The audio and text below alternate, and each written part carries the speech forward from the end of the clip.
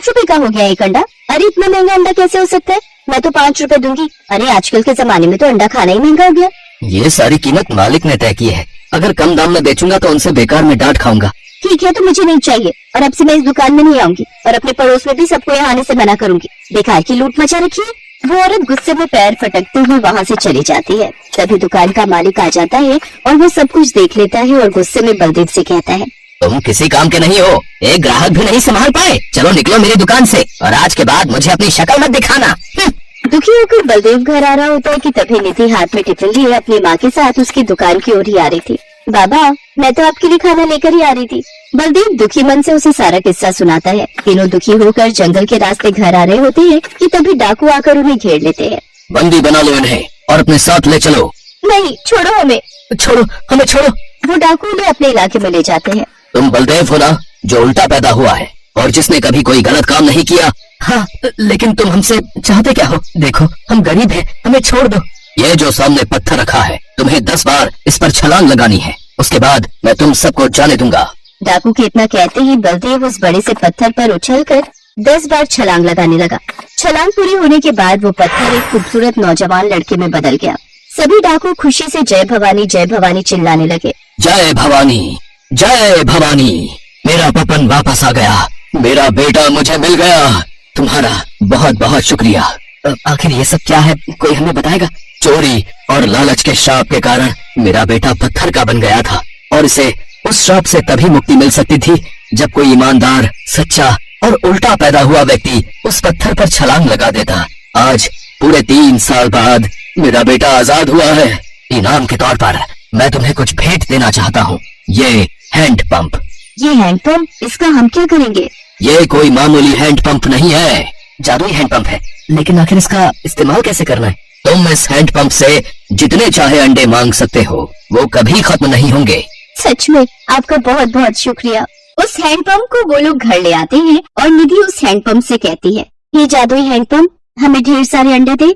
उसके इतना कहते ही जैसे ही बलदेव हैंड पंप चलाता है, उस हैंड पंप से ढेर सारे अंडे निकलते हैं। हैंड पंप के नीचे रखा बड़ा सा टब उन अंडों से भर जाता है। ये तो सचमुच चमत्कार हो गया। उन लोगों की बात सच निकली। अब से हमारी सारी परेशानियां खत्म हो गई। अब मैं अंडों की दुकान खोलूंगा और खूब बिक्री करूंगा। साथ ही शहर तक भी अपने अंडों को बेचने के लिए भेजूंगा। हाँ। अब उनकी सारी परेशानियां खत्म हो गई और देखते ही देखते उनकी खूब कमाई होने लगी और वो उस गांव के सबसे अमीर लोग बन गए। बलदेव ने बड़े ही धूमधाम से अपनी बेटी निधि की शादी एक बड़े घर में कर दी। बलदेव ने आधी कीमत पर गाँव वालों को अंडे बेचना शुरू कर दिए, जिससे उसके ग्राहक काफी बढ़ गए। साथ ही गाँव वालों को भी कम दाम में अच्छे अंडों का स्वाद मिलने लगा। अब सभी गाँव वाले बलदेव की खूब इज्जत किया करते थे। दीनू और रूपा को याद नहीं कि उनकी माँ सावित्री ने कब उससे प्यार से बातें की हैं। सावित्री दिखने में बिल्कुल कुरूप और लंगड़ी थी। उसका स्वभाव भी बिल्कुल उसके रूप की तरह ही था। जब देखो वो उन दोनों को जलीकटी सुनाती रहती। आज शाम भी जब वो जंगल से लकड़ियां काट कर घर वापस लौट रहे थे तो रास्ते में ही जोरों की बारिश शुरू हो गई। उन्हें कहीं बारिश से बचने की जगह नहीं मिली तो वो भीगते हुए ही घर पहुंचे। दिमाग खराब है तुम लोगों का, इतनी बारिश में कहीं रुक जाते। तुम लोग भीग कर आए उसकी मुझे कोई फिक्र नहीं, लेकिन ये लकड़ियां जो भीग गई उसका क्या करूं? कल जो तुम लकड़ियां बेचने जाओगे तो ये भीगी लकड़ियां कौन खरीदेगा? ना जाने क्या खाकर पैदा किया है तुम दोनों को, जब देखो नुकसान ही करते हो। दीनू और रूपा ने अपनी माँ की बातों का कोई जवाब नहीं दिया। उन्हें पता था कि अगर उन्होंने कुछ बोला तो उनकी माँ फिर से उन्हें कुछ भला बुरा कहने लगेगी। कभी कभी तो उन्हें लगता था कि ये उनकी सौतेली माँ है। बहरहाल अपनी माँ से बिना मतलब की बात पर भी डांट खाने की उन्हें आदत हो गई थी। उस रात जब वे दोनों खा पी कर सो गए तो दीनू को सपने में एक बड़ा पहाड़ दिखाई दिया। उसने देखा कि एक आदमी उस पहाड़ की ऊंची चोटी से उसका नाम पुकार रहा है। दीनू, दीनू, अरे कितने दिनों से तुम्हें पुकार रहा हूँ, तो आता क्यों नहीं? अरे अब क्या मेरे मरने के बाद आएगा? जल्दी आजा दीनू, आजा। लगातार आती आवाज सुनकर दीनू डर गया और चिल्लाते हुए वो जाग गया। उसकी आवाज से उसकी बहन रूपा की भी नींद खुल गई। क्या हुआ दीनू, कोई बुरा सपना देखा क्या? हाँ रूपा, फिर से वही सपना।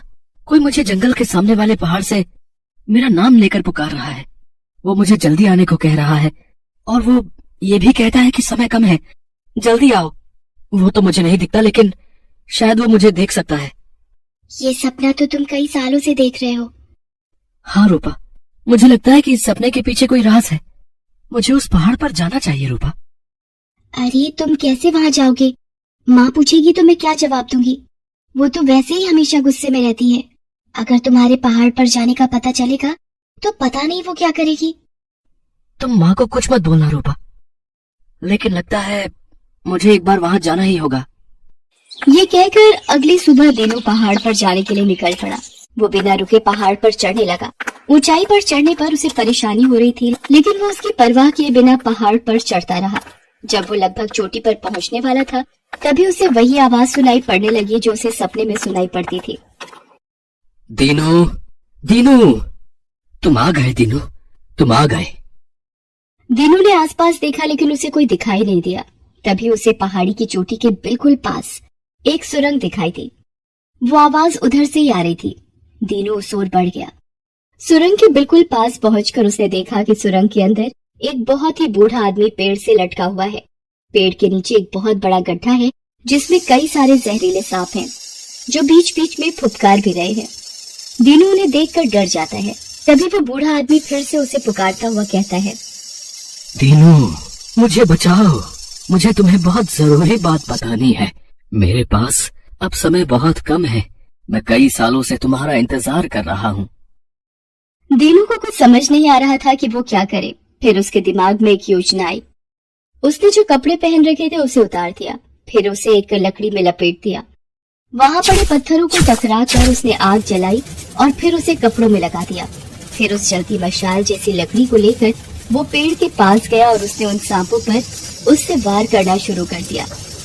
आग की ज्वाला से वे सांप वहां से इधर उधर भागने लगे। फिर दीनू ने देखा कि वे सांप गायब हो गए हैं। उसके बाद उसने उस बूढ़े आदमी को पेड़ से उतारा। दीनू, तू आ गया। बहुत सारे सवाल लेकर आया है ना, सबका जवाब दूंगा। पहले मैं बता दूं कि मैं कौन हूं। मैं जादूगर त्रिकाल का पिता जादूगर माहेश्वरी हूं। दीनू, जादूगर त्रिकाल, ये कौन है? यही वो शख्स है जिसने अपने जादू के जाल में फंसाकर तुम्हारी दुनिया बर्बाद कर दी है।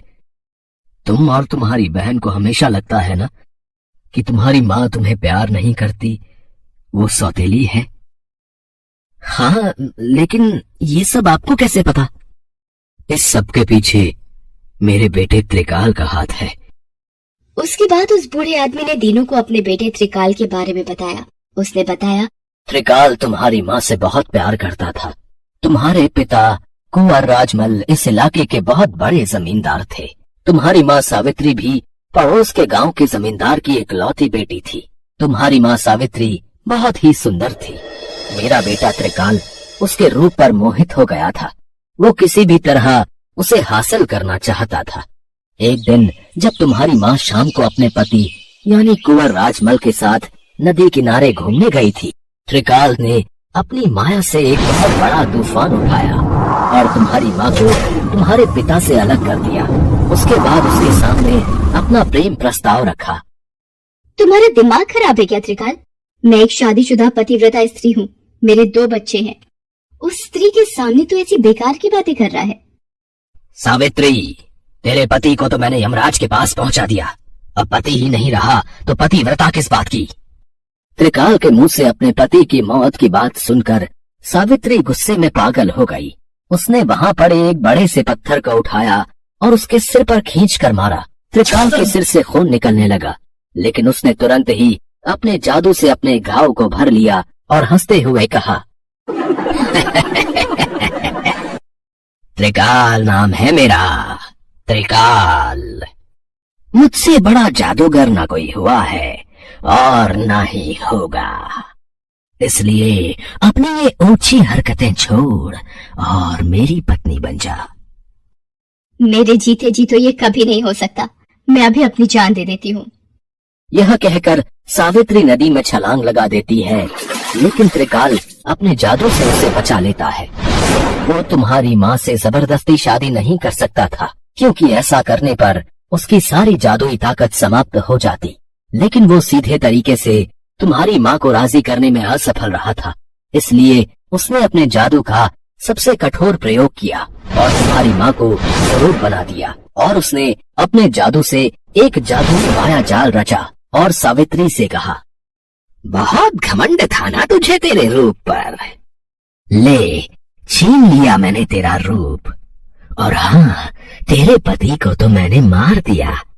अब जिन बच्चों के लिए तुम मेरा प्रेम निवेदन ठुकरा रही हो, आज के बाद मेरे जादू के प्रभाव से कुछ ऐसा होगा कि जिस दिन भी तुमने अपने बच्चों से प्यार से बात की, उन्हें प्यार किया, वो उसी समय मोम के बन जाएंगे।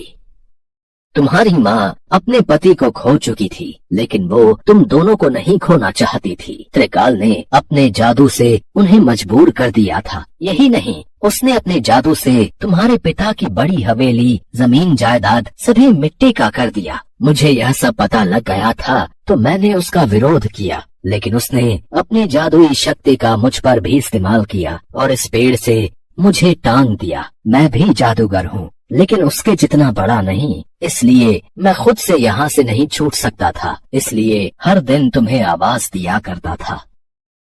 मैं उस त्रिकाल को नहीं छोड़ूंगा। उसने मेरे पिता की हत्या की, मेरी माँ को हमसे दूर किया। मैं उसे मार दूंगा। उसे मारना इतना आसान नहीं है दीपू। उसने जादूगरी की ऐसी ऐसी सिद्धियां पाली हैं कि वो पल में कुछ भी कर सकता है। कोई भी शैतानी ताकत अच्छाई के आगे जीतती नहीं है। उसे हार नहीं पड़ता है। मैं उसे हराऊंगा। बताइए कहाँ है वो? कहाँ है आपका बेटा?